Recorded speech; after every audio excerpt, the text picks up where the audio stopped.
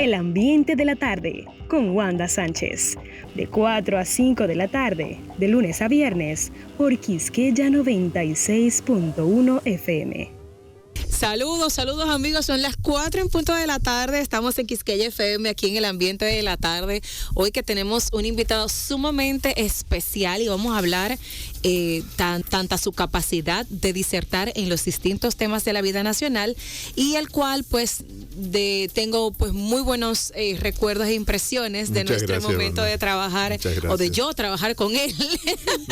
Don Guarocuya Félix, que está con nosotros. Era al revés, porque aprendí, a medida que tú vas subiendo en la escala de dirección, tú trabajas para otros, ¿no? Y entonces te dicen, y ahora usted tiene que decir esto, y ahora usted tiene que decir eso. Es así que funciona más o menos. Uh-huh. Así que yo realmente trabajaba para ti, porque cuando tenemos una actividad, tú y José Ramón Torres me decían, bueno, usted tiene que decir esto ahora, y el público es así. Entonces, ¿quién trabajó para quién? Bueno, ahí usted lo ve de su manera, yo le veo de otra, pero igual fue una experiencia muy bonita. Y básicamente hacemos esta introducción para que poner en contexto en la audiencia de que hay una relación de afinidad, de cordialidad, de cariño entre usted que viene como invitado de nuestro programa. Vamos a hablar de todo porque usted aguanta, como yo le decía, con un buen caldo de gallina, bueno, bien, con mucho sabor. En España dirían un 4x4, o sea, ¿qué significa un 4x4? Un todoterreno. Un todoterreno, claro. Nicole Morel nos acompaña también aquí en el ambiente de la tarde como parte del equipo. Y bueno, ustedes, importante destacar, don Guarocuya Félix, que tiene desde los 19 años haciendo militancia política en el Partido de la Liberación Dominicana, actual secretario. De forma ininterrumpida, porque sí. Hay algunos que han tomado vacaciones, pero no. Nunca ¿Usted nunca se ha ido del partido? No, nunca, de hecho, nunca he tomado. Ni lo ha pensado. No, para nada. De hecho, a mí me tocó incluso organizar el partido en Barcelona cuando no existía, y en Europa solo teníamos el núcleo en Madrid. En el año, cuando fui a estudiar, ¿no? En el año 94, finales del 94. O sea, usted vio toda la transición del PLD, de cuando era un PLD de cuadros a lo que vemos ahora de un partido de claro, masas. Nosotros hemos ido de un partido de cuadros a un partido de masas, de un partido de masas a un partido atrápalo todo. Atrápalo todo es que cualquier cosa vale. Entonces ha sido una evolución como ocurren en la mayoría de las organizaciones políticas que tienen larga vida, ¿no? Muchas organizaciones políticas no tienen el privilegio, sobre todo en nuestra región, de tener una larga vida, ¿no? El PLD podemos decir que es un partido de muy, muy larga vida. El PRD también, fíjate que el PRD es un partido que se funda en el 39, aunque realmente en el territorio a partir del año 61, también es un partido de larga vida, ¿no?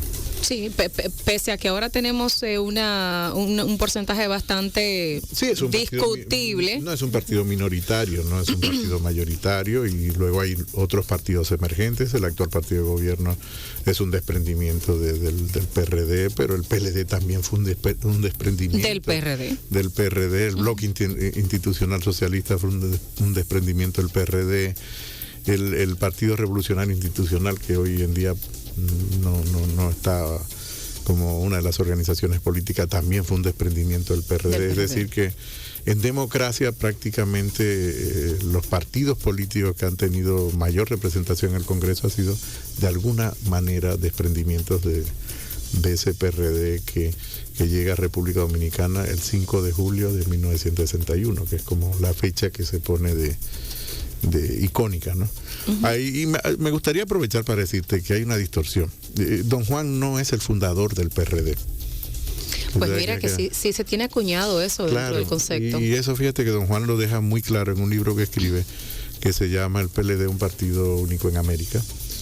Y comienza diciendo, la historia del PLD es la historia del PRD. Y luego dice, yo no fui el fundador del PRD. El fundador del PRD se llama Cotubanamá Enrique Enríquez. Y es un gran desconocido en la República Dominicana. Pero total. un gran desconocido prácticamente para todos los partidos. Hay una calle bastante cortica, de hecho, que es la que yo vivo, se llama Cotubanamá. Pero no por Cotubanamá, pero no Enrique, por él, exacto, sino por el cacique Cotubanamá. Y yo creo que hay una deuda histórica con un personaje como Cotubanamá Enrique Enríquez, que funda el PRD en el año 39 en Cuba, con mucho esfuerzo, con muchas dificultades, y en gran medida ha sido el gran partido junto con los demás partidos que han sido producto del desprendimiento de esta organización tan importante. que hoy en día, pues, digamos, la democracia dominicana en gran medida gira en torno a ese núcleo fundacional que fue el PRD. Así que es un homenaje tímido que quiero hacer a Cotubanamá Enrique Enríquez. Bueno, y un poco de entrar, porque no hemos dado la bienvenida al programa, déjame decirte.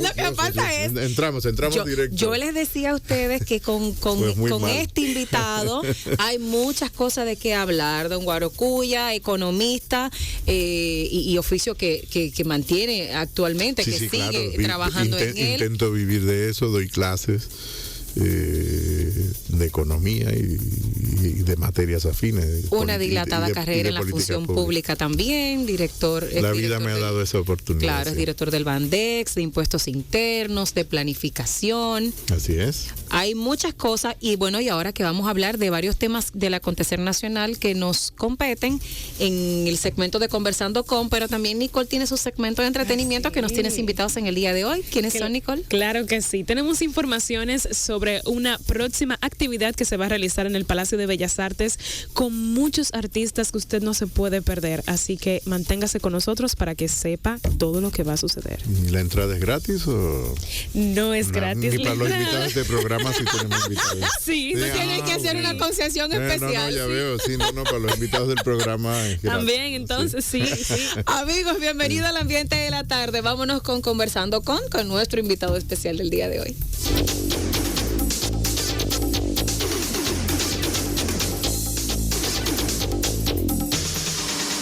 Oye, mucha atención a lo que viene. Mira quién habla ahora en el ambiente de la tarde. Estamos conversando con...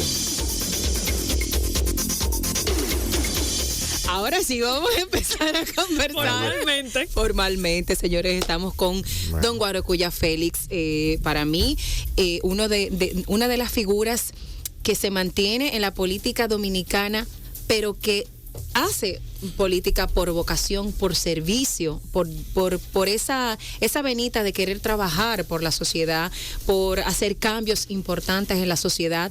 No todo el mundo que participa en la política lo hace para servir al país. Pero creo que hay una gran parte de la militancia de los partidos políticos que militan por vocación.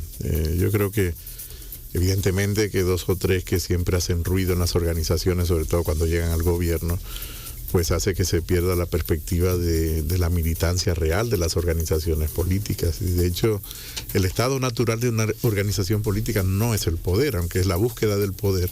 Pero no es el fin. Pasas más tiempo en la oposición que estando en el poder. O sea, no... Cuando tú sacas balance de las organizaciones políticas, eso es lo que ocurre. Y en sistemas democráticos y que tienden a profundizarse, lo más adecuado es la alternancia. Yo creo que pueda alternarse los partidos políticos, que pueda haber representación de las minorías. Y yo creo que eso es lo que hace fuerte los sistemas democráticos. Y República Dominicana, digamos que tiende a eso, con sus más y sus menos, pero cuando lo comparamos con la región, sin ninguna duda que seguimos siendo una excepción después del año 94. El año 94 fue un punto de inflexión importante en el sistema político de nuestro país, que le ha dado cierta estabilidad durante un periodo de tiempo bastante largo. Sí, en este tema de la política, de la vocación, hay un elemento clave que de repente se menciona mucho y mueve a preocupación o a sentimientos. ¿Qué ha pasado con liderazgo político? ¿Qué piensa usted? ¿Tenemos realmente líderes políticos como en su inicio en la militancia del PLD, que usted pudo ver lo que fue el arraigo político de Juan Bosch, de José Francisco Peña Gómez, del doctor Joaquín Balaguer?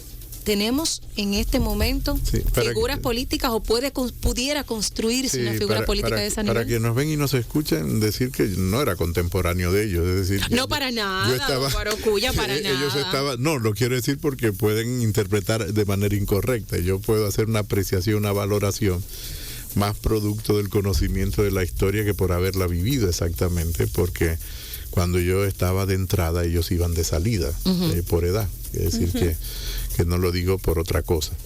Yo creo que cada tiempo tiene el tipo de liderazgo que la propia sociedad genera por necesidad. Entonces, no es posible comparar los liderazgos carismáticos y algunos autoritarios con liderazgos mucho más abiertos y más democráticos y menos carismáticos probablemente que los liderazgos contemporáneos. Evidentemente que esto es un péndulo, ¿no? Y los ciclos van y vienen. Y la naturaleza humana, por más Twitter que tengamos, por más Instagram que tengamos, sigue siendo exactamente la misma desde que los seres humanos comenzamos a organizarnos en sociedad.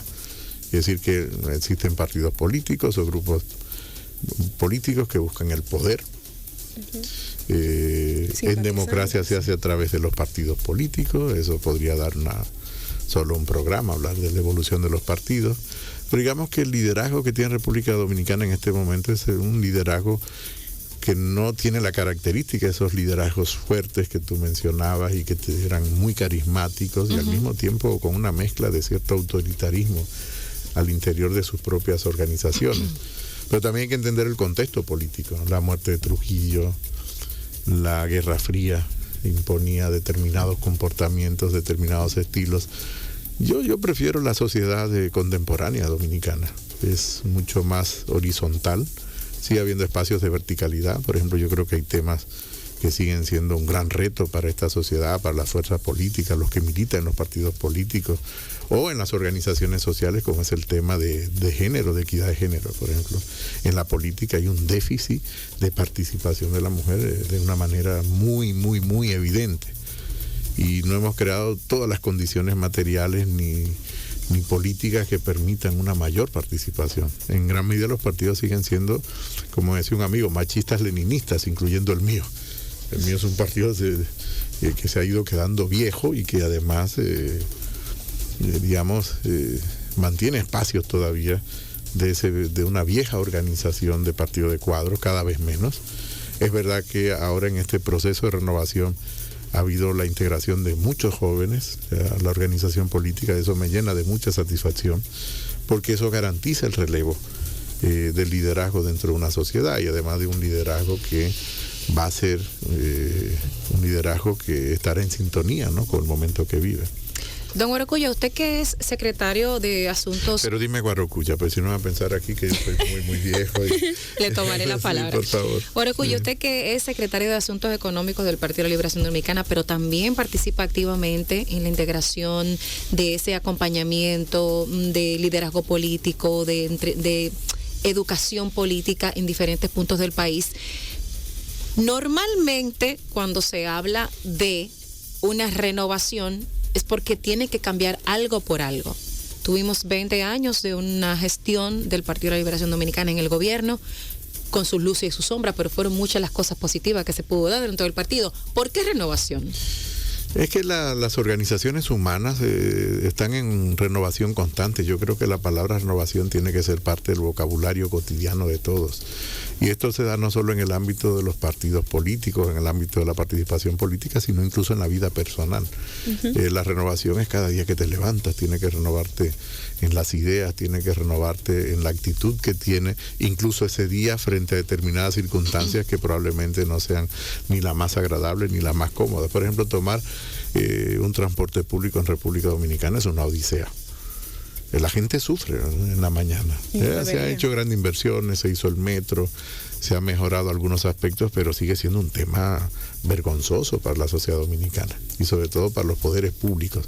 Eso me incluye en la parte que corresponde a mi organización. Hicimos un esfuerzo importante, pero a mí no me gusta hablar de lo que hicimos, sino de lo que nos falta por hacer. Yo sé que muchos hablamos de, hicimos tal cosa. Yo quiero decir, no, es lo que falta por hacer, sobre todo porque los más jóvenes no tienen una gran memoria política y solo recuerdan lo que hizo el Partido de la Liberación Dominicana. Yo creo que hay que construir a esta generación una nueva memoria política que entienda de que tiene que tener una mayor participación, que nos permita contar con ese relevo necesario, con esa renovación necesaria, que no se da, como te he dicho, desde los partidos políticos, tiene que darse en todos los ámbitos, desde las agrupaciones sociales, desde los jóvenes que tienen participación sobre temas ambientales o que tienen inquietudes sobre temas de cultura, el tema del deporte, o el caso de los jóvenes cuya sexualidad no se corresponde con el estereotipo que la sociedad previamente le ha asignado, y que tenemos que tener la debida apertura para renovar la visión y las ideas de una sociedad que tiene que ser cada vez mucho más abierta. Guaracuya, pero de alguna manera no puede desprenderse estos casos que están ante la justicia, casos de corrupción, casos de quizás de mucho señalamiento. Se mencionan muchos nombres que aparentemente pudieran también estar dentro de expedientes por articularse por el Ministerio Público. ¿Cómo lidia el PLD, que es un partido que en 2 años artilla su militancia para llevar un candidato hacia la presidencia de la República? ¿Cómo están ustedes orquestando esos temas que siguen siendo un punto desde muy temprano el partido fijó su posición respecto a las personas que pudiesen eventualmente estar involucradas en temas de corrupción o que pudiese demostrarse algún tipo de responsabilidad en los tribunales. Y esa posición sigue siendo la misma del partido, en el sentido de que todo aquel que tuvo algún tipo de responsabilidad frente a la sociedad y sobre todo demostrable injusticia, pues tiene que pagar las consecuencias de sus actos. Y yo creo que eso es un tema importante, porque una sociedad no puede existir si no tiene sanción. Yo creo que la sociedad dominicana tiene que fortalecer todo ese sistema de sanción, digamos, desde el punto de vista de justicia. Sí. Y hay otra parte que tiene que ser más en educación, digamos, desde las escuelas, pero también la educación de hogar, que es la sanción moral que tiene que darse, que todavía ese es un tema que en República Dominicana sigue siendo débil. Es decir, no sancionamos moralmente con la debida fuerza con que deberíamos de hacerlo, bajo el supuesto de que participar como responsable de alguna organización o institución del sector público es un privilegio. No es un derecho, es un privilegio que te otorgan los votantes, una confianza que te otorgan los demás, y por lo tanto no debe traicionarse esa confianza. Me encanta una frase de un político colombiano, Antanas Mockus, que fue alcalde de Bogotá, actual senador de Colombia.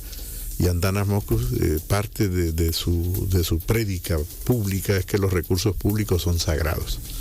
Y yo creo que esto tiene que ir más allá de un simple enunciado y convertirse en una norma de comportamiento. Claro. Y para eso tenemos que tener premios, castigos, tiene que existir sanción.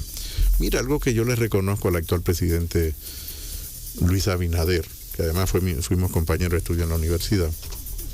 Yo creo que el presidente Abinader, el hecho de que haya frente a rumores haya tomado rápidas decisiones de apartar, creo que hay que dar el siguiente paso. No es suficiente con solo apartar y que no haya sanción de justicia o que no haya la debida investigación, pero yo creo que ese es un buen precedente para la sociedad. Y eso yo lo valoro como algo muy, muy positivo, sobre todo para las presentes y futuras generaciones. Pero por supuesto que tenemos que ir todavía mucho más allá. El comportamiento tiene que estar basado en valores y en ética. Y la ética es la correspondencia de tu comportamiento con relación a esos valores. Y yo creo que eso es una parte de lo que dentro del Partido de la Liberación Dominicana intentamos recuperar, reforzar y potenciar. Rafael Paz se fue de la fuerza del Partido de Liberación Dominicana a la Fuerza del Pueblo. Ah, bueno, pensé que se había ido ahora. No. Otra vez pensé que había sido otra vez que se había ido. No, se fue del PLD, sí. Luego de ser el candidato a senador por el PLD en el Distrito Nacional, se va a la Fuerza del Pueblo y bueno, hace una serie de señalamientos sobre el actual manejo interno que se tiene en los cuadros políticos del partido. Mira, yo respeto mucho y la opinión que haya tenido Rafael sobre la organización. Primero, no fue un militante con mucho compromiso. Yo creo que su propio comportamiento así lo ha evidenciado. Evidentemente que no me alegro que se haya ido, como no me alegro de ningún militante que decide irse a otra fuerza política. Quiero decir, eso es algo que lo vivo en cierta forma como una especie de fracaso en algún punto, ¿no? No soy de aquellos que dicen, sí, pues que se vaya todo el que quiera. No, yo entiendo que no.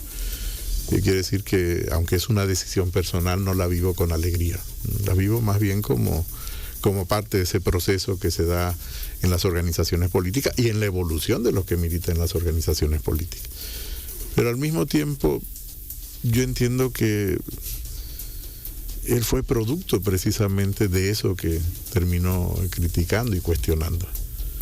No quiere decir que su comentario tengan pertinencia o no, sean ciertos o no, simplemente que no hay una coherencia, una correspondencia entre comportamiento y discurso. Y yo creo que en ese sentido es su decisión muy personal, entonces hay que respetarla, ¿no? Además, yo creo que irse a otra fuerza política, pues yo creo que vale, porque sigue manteniendo participación política activa en la sociedad. Nicole, ¿tú querías? Sí, desde hace rato. Ay, perdón. No, pero tú intervienes, nos interrumpes. Tú te metes en el ring, no te apures. Claro. Bueno, la primera pregunta, porque me han surgido ya dos preguntas. La primera es, ¿qué opina de aquellos líderes políticos actuales que utilizan las redes sociales para decir cosas que están sucediendo, denuncias o lo que sea? La utilizan, Twitter, Instagram, y se queda ahí lo que ellos denuncian como que se debe hacer un cambio.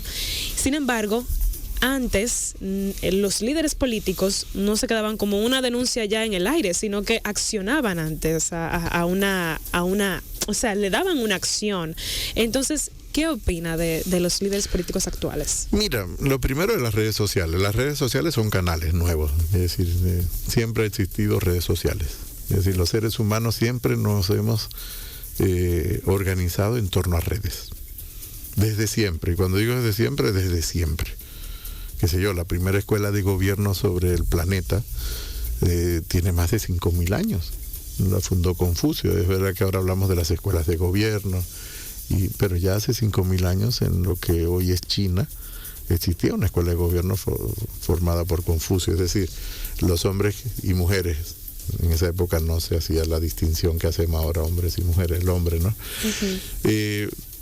Tiene que tener algún tipo de formación para ir a administrar lo público. No basta con ser economista, no basta con ser un buen abogado, un buen médico.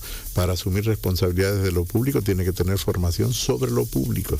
Es un campo especializado en sí mismo. Entonces, por eso a veces el mejor médico termina siendo el peor ministro de salud, o el mejor ingeniero el peor ministro de obras públicas, porque no necesariamente un ingeniero o un médico son administradores públicos. Entonces tú necesitas administradores de lo público, que va más allá de la formación base que tú tienes profesional.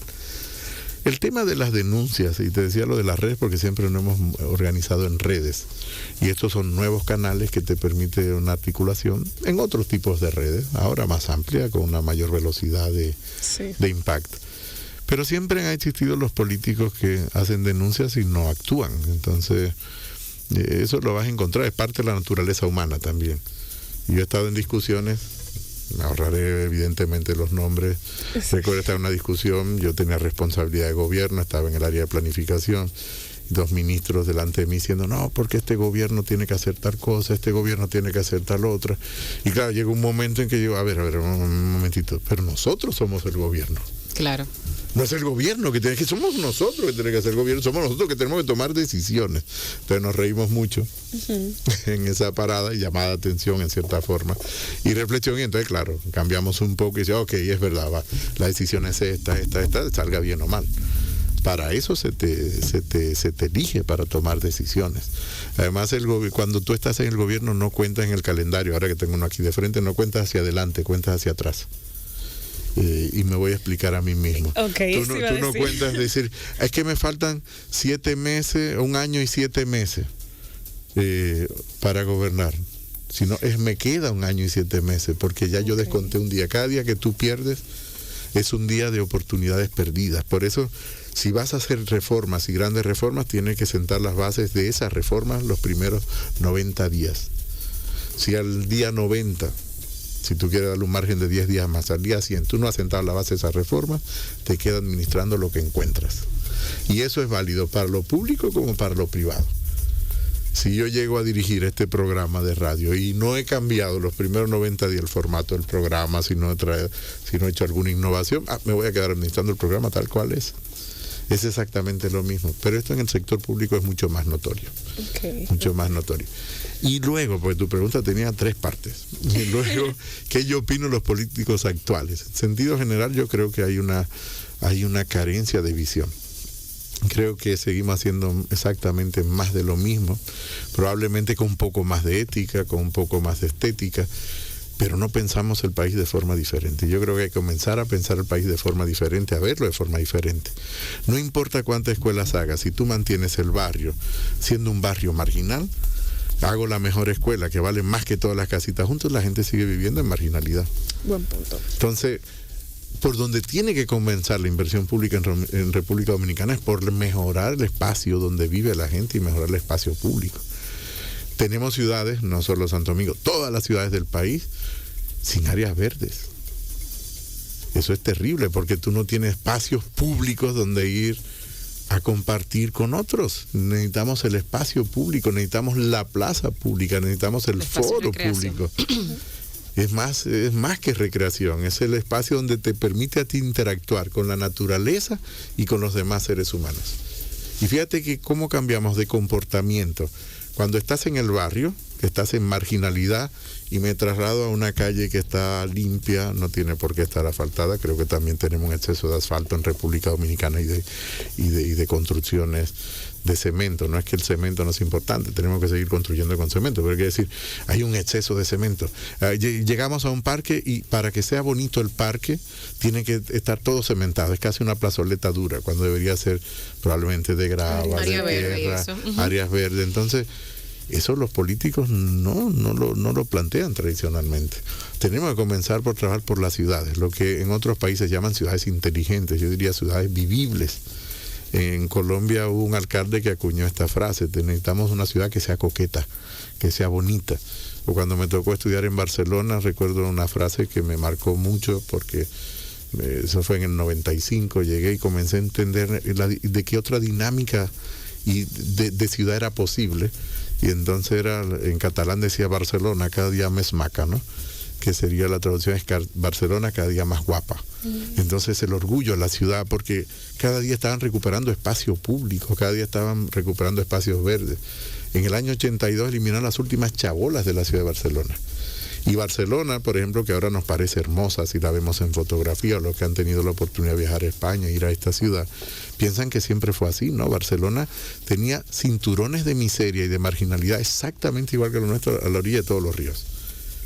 Y todo lo que es el malecón de Barcelona, que le llaman la Barceloneta, por ejemplo, eso eran todos casuchas y fábricas. Como la gente vivía, eran barracas. De hecho, tengo un documental que se llama Barracas, la otra ciudad. O sea, como barraquismo, o las barracas, la otra ciudad. No habían baños, la gente, excúsame la expresión, cagaba en una lata y la tiraba en el mar.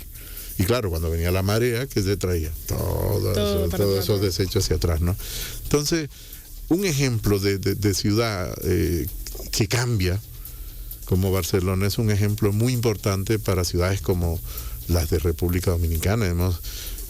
Hablamos mucho del crecimiento y eso es importante, y hablamos mucho de estabilidad macroeconómica, eso es importante, pero hablamos muy poco de la felicidad de la gente. Hablamos muy poco de la atención a los niños, o hablamos muy poco de que la familia dominicana no es un papá, mamá e hijos, es una mamá con hijos de varios papás, y que además trabaja y es sola. Entonces, fíjate que la visión que tenemos es una visión que casi no se corresponde, o se corresponde muy poco con lo que ocurre en el barrio. Y finalmente, para terminar esta ronda de preguntas, porque ustedes me han dejado hablar mucho. Mira, visitando los barrios de la ciudad de Santo Domingo, yo llegaba con una idea preconcebida en un momento en que fui precandidato a senador por mi partido, perdí, quedé en un honroso cuarto y último lugar.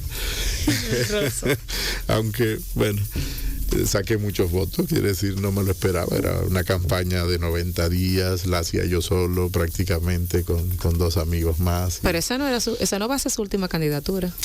Pues creo que no, que no, yo creo que ya cada momento dirá, ¿no?, que iremos haciendo. Pero fíjate que visitando la ciudad, ¿no? Y habiendo diseñado y habiendo sido responsable de planificación y con todas las cifras en la cabeza, ¿no? De cuál es el barrio más marginal, el más pobre, cómo vive la gente, cómo vive esto, cómo haciendo aquello, había hecho reformas aquí y allá.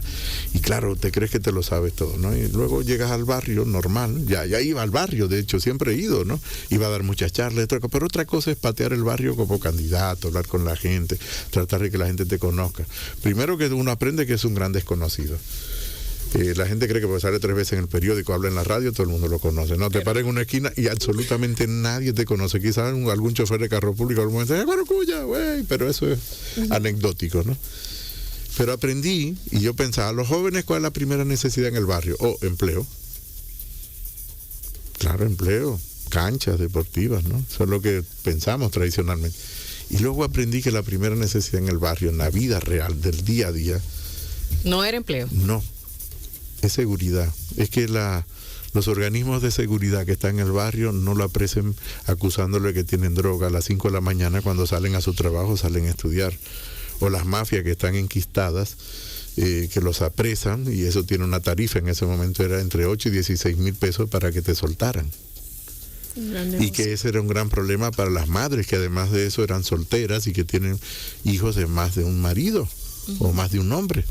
Entonces fíjate cómo te cambia la perspectiva. Sí, el problema de base es el empleo, pero el problema inmediato es la seguridad que puedan tener los jóvenes en el barrio, y que muchas veces lo que estaban brindando seguridad en el barrio son los mismos que tienen los puntos de distribución de droga. En ese mismo orden, con el tema de la seguridad, ya que la ha abordado, la reforma de la Policía Nacional en Guaracuya, ¿cuál es su opinión al respecto? Que no va a ir a ningún lado. Es que en República Dominicana necesita una nueva policía, que es diferente a reformar esa policía. Una nueva policía es eliminar lo que existe. Así es crear una nueva policía. Y adiestrar nuevos. Es una nueva policía y experiencias de nuevas policías. Eso en Centroamérica a principios de los años 90, luego de los acuerdos de paz de Esquipulas.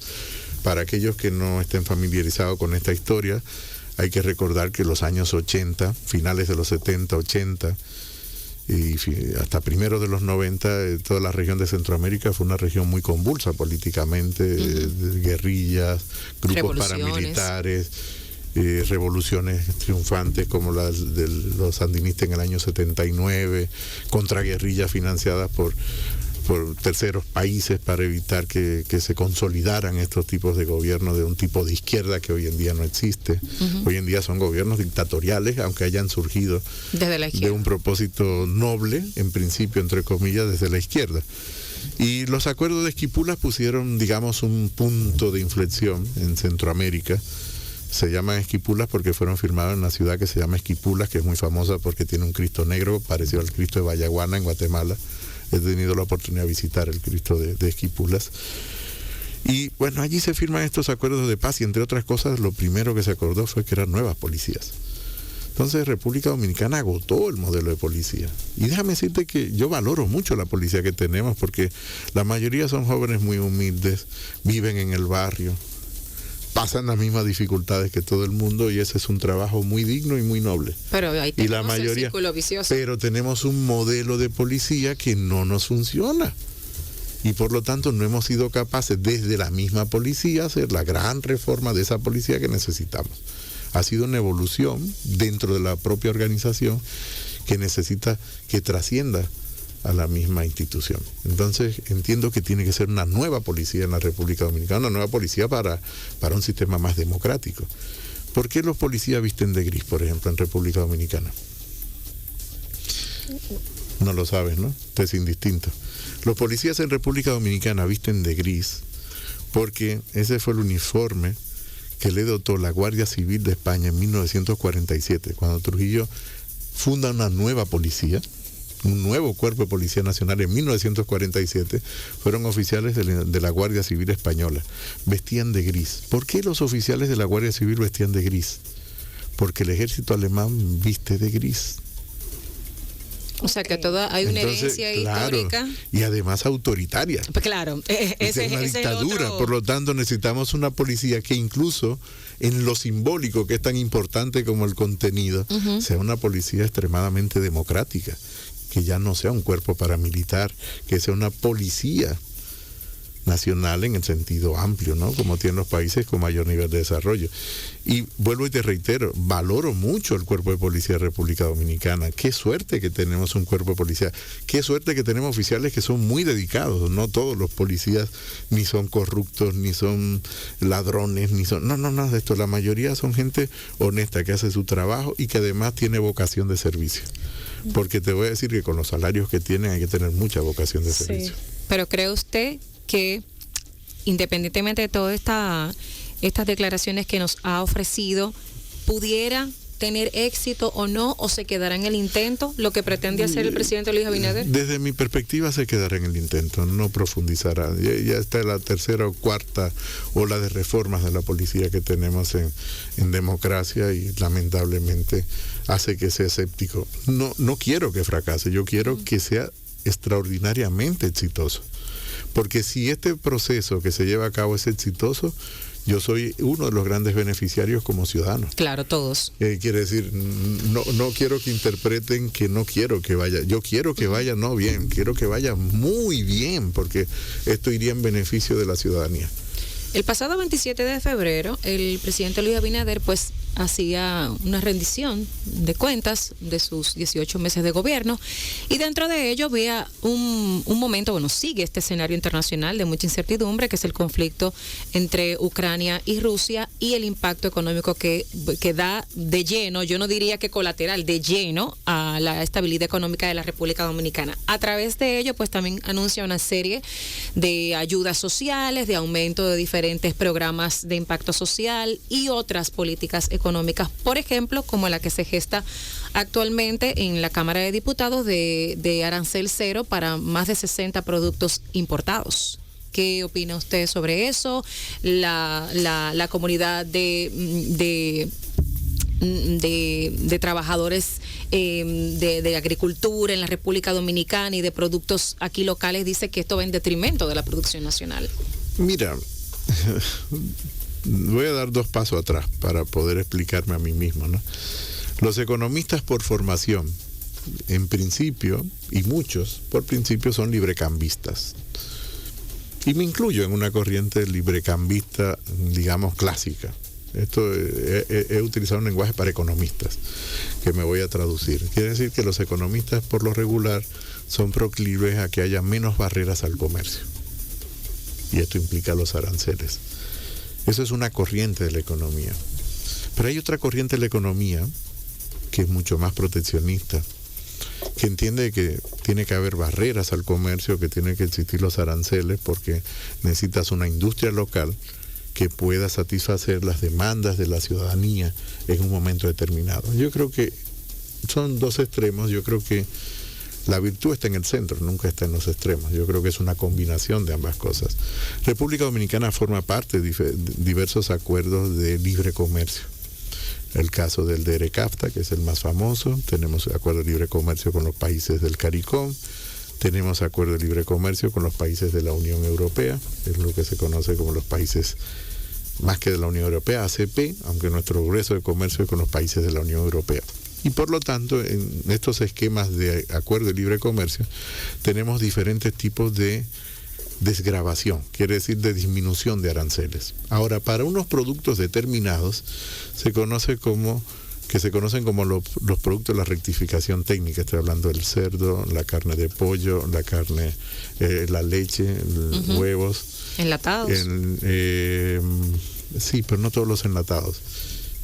Son unos pocos productos que se producen en República Dominicana y que el gobierno dominicano en su momento protegió en el marco de la Organización Mundial del Comercio. ¿Por qué se protegieron estos productos? Diciendo, estos productos nosotros no vamos ahora a bajar los aranceles, para mantener una industria local que permita garantizar la seguridad alimentaria del país. Y en un contexto de crisis, bien por una crisis financiera, bien por la pandemia, bien por la crisis que genera la pandemia posterior, que es de la cadena de suministro, o bien por la inflación que genera también derivada de la pandemia y ahora los efectos que tiene la guerra de Ucrania, lo importante para cualquier gobernante es garantizar la seguridad alimentaria de su país. Por lo tanto, nunca debes descuidar la producción de alimentos. La producción nacional. Así es. Y es costosa. Probablemente nos cueste más producir a nosotros una libra de pollo que lo que le cuesta a Brasil por economía de escala. Pero cuando Brasil no tenga disponibilidad de pollo para vendernos a nosotros, tendremos que ir a otro mercado y quizás no la tengamos. Entonces, nosotros necesitamos garantizar los productos de la alimentación básica de la sociedad dominicana. Y para eso necesitamos un determinado tipo de protección. Los aranceles solo son una parte de la protección. Y el Partido de la Liberación Dominicana ha fijado una posición muy clara al respecto. No estamos de acuerdo con ese proyecto de ley, porque potencialmente lo que espera la actual administración es que los precios de los productos básicos bajen por la importación masiva de esos productos. Pero eso puede tener un efecto no de acuerdo al esperado. Es decir, porque la inflación no solamente se genera en República Dominicana, vendrán productos a precios altos y por lo tanto probablemente el gobierno tenga que subsidiarlos, pero es preferible subsidiar los productores locales y no los productores de otros países para nosotros seguir manteniendo un aparato productivo, sobre todo en el sector agropecuario. Cuando hablo del agropecuario me refiero no solo agrícola, sino también de ganadería, que nos permita, independientemente del ciclo que haya, garantizar la alimentación local. ¿Qué pasa? Si bien es cierto que la ley es temporal por 6 meses, no es menos cierto que se puede aprovisionar una cantidad importante para periodos posteriores y que van a afectar la rentabilidad de los productores locales, que no van a tener probablemente potencialmente incentivos para producir en el siguiente periodo. Esa es la razón que está detrás de por qué el Partido de la Liberación Dominicana no apoya ese proyecto de ley. ¿Qué apoya entonces el Partido de la Liberación Dominicana?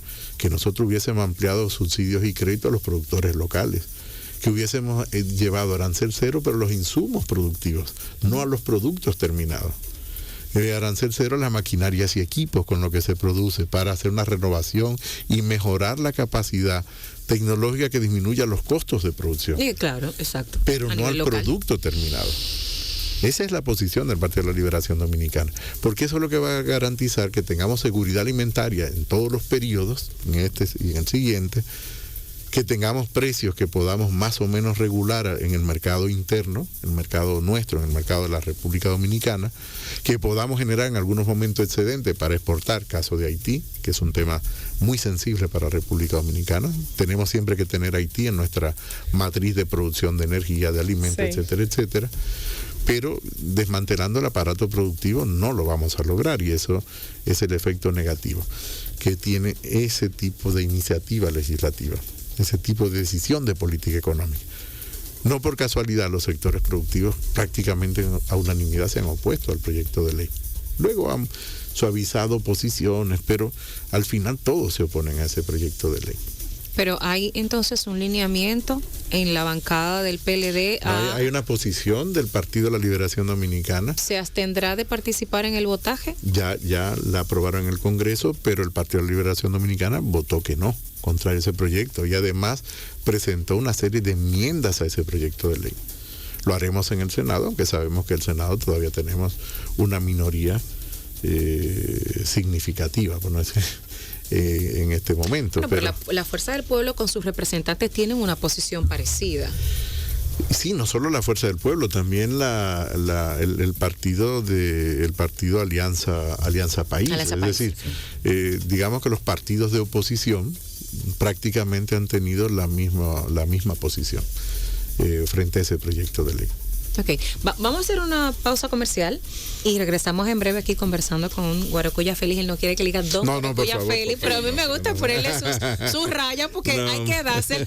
Claro. Mira, y bastante que tengo hoy, que ando con una camisa de rayas. No se nos vaya. Hacía mucho no me ponía camisas de rayas. Regresamos en breve. Sí. ¡Ey! ¿Te enteraste de lo que viene? Ahora es que la cosa se pone buena aquí en el ambiente de la tarde.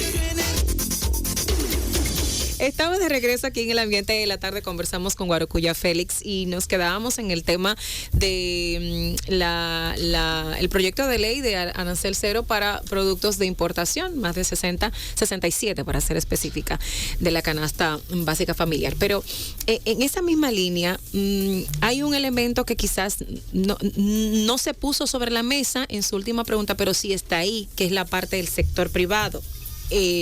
El consumidor final, el sector privado, los supermercados. ¿Cómo se movería este tema? Porque hay mucha desconfianza. Sí, lo que pasa es que no es la primera vez. Quiere decir, los países importan cuando no tienen un suministro local suficiente de un determinado bien o servicios. Eso es, digamos, lo que hacen las economías y es lo normal. Y por lo tanto, eso debe entrar al circuito de distribución ordinario que tú tienes, porque crear otro circuito de distribución es muy caro. De hecho, lo más costoso de cualquier empresa que distribuye servicios o bienes masivos es la cadena de distribución, es lo que cuesta. Montar una cadena de distribución es muy costoso, es decir, que llegue a todo el mundo, a la gente, a tiempo, y además la cadena de frío, ¿no? Entonces todo esto es sumamente complicado. Yo entiendo que utilizarán la misma cadena de distribución, aunque me quedé preocupado porque iban a decir que iban a utilizar más los supermercados, menos los colmados. En el barrio el colmado funciona, por eso los programas de transferencia utilizan los colmados, porque está mucho más cerca, es un poco más caro, pero le abarata al consumidor final, que es el más pobre, que va porque tiene el colmado al lado. Entonces este es un tema que habrá que ver cómo lo van a manejar, pero entiendo que utilizarán la cadena de distribución que existe en el país, las diferentes cadenas de distribución. La participación tan activa de empresarios y figuras ya de linaje en la vida empresarial de nuestro país en la política, ¿cómo lo ve usted? Bueno, de hecho, nuestro presidente viene del sector privado. Mira, yo creo que lo primero es que el sector público no es una empresa privada. Y por lo tanto un empresario no tiene, si es solo empresario, no tiene el entrenamiento suficiente como para lidiar con los mecanismos del sector público, son mucho más complejos, y al mismo tiempo no tienen la sensibilidad social suficiente como para poder atender las demandas de la gente. Y yo creo que si algo se le puede achacar a este gobierno es falta de sensibilidad sobre temas de la gente. O sea, es un gobierno que no tiene la misma sensibilidad que otros gobiernos. Y aquí no estamos hablando de ideologías, fíjate tú, estamos hablando de sectores que en un momento determinado se secuestran determinadas áreas del sector público, la dirigen, la gobiernan, por ejemplo, los órganos reguladores o determinados órganos de decisiones de política que son estratégicos, ¿no? para suplir la necesidad de la gente. Entonces yo creo que esto es un tema que tiene que llamar a reflexión a los partidos políticos, porque los empresarios son mejores haciendo lo que saben hacer, que es producir y generar empleo. Y yo creo que dejar a los políticos que tienen participación tradicional en la política, la capacidad de regular desde el sector público y además poder canalizar las demandas y las diferentes sensibilidades que tiene la sociedad. Yo creo que hay que tener los roles bastante claros y bastante definidos. Me quedan 3 minutos de programa ya señalizados por el gran Vicente. Oh, Vicente. No quiero... y no Vicente el imprudente. No quiero dejar de que usted pueda exponer en esta mesa, sí. Bueno, en pocos meses el PLD pues convoca a definir un candidato. Ya convocamos. Está definido para el próximo 16 de octubre. En octubre será esa gran cita. Así es. ¿Cuál es el candidato de Guarocuya Félix? Francisco Domínguez Brito. Yo creo que Francisco Domínguez Brito representa dentro del Partido de la Liberación Dominicana la mejor opción, porque creo que es el candidato que se preocupa más por las personas, que se preocupa más por la gente. Y cuando digo preocuparse por la gente es en todas las dimensiones de la preocupación de la gente. Además, Francisco tiene una visión que se articula en 5 ejes fundamentales, ¿no? Que va a ser los ejes de su propuesta de política. Primero, un comportamiento ético. Segundo, el tema de la equidad. Sigue siendo un país muy desigual. Tenemos que tener políticas muy fuertes de equidad, y cuando hablo de equidad, la hablo en sentido amplio. Se preocupa por el tema del entorno. Cuando hablo del entorno, hablo de la seguridad de las personas, pero también hablo del tema ambiental. Yo creo que tenemos que tener un fuerte compromiso en una isla que está habitada por 20 millones de habitantes. Y fíjate que hablo de una isla, no hablo solo de la República Dominicana, porque al final de cuentas el ecosistema es uno y el planeta es nuestra pequeña casa. Pensamos que es muy grande, pero es nuestra pequeña casa. Y finalmente el tema de la economía, que es un tema que siempre va a estar presente, pero la economía como un instrumento para mejorar la calidad de vida de la gente. Entonces yo creo que Francisco tiene la mejor propuesta en ese sentido y creo que además es el candidato que puede garantizar un mayor espacio que nos permita nuevamente ser una opción de gobierno en República Dominicana. ¿Y si no gana, Francisco? Ganará el Partido de la Liberación Dominicana. Gracias a don Guarocuya Félix por estar con nosotros. Ahí volví, le dije el don Guarocuya. Nicole, gracias también por acompañarnos en este programa en el día de hoy. Muchísimas gracias a ti, Wanda. Un placer. Nos vemos mañana, mi gente. El ambiente de la tarde con Wanda Sánchez, una revista de actualidad sobre los temas que impactan en el acontecer nacional, presentados con imparcialidad junto a un equipo de profesionales, de 4 a 5 de la tarde, de lunes a viernes, por Quisqueya 96.1 FM.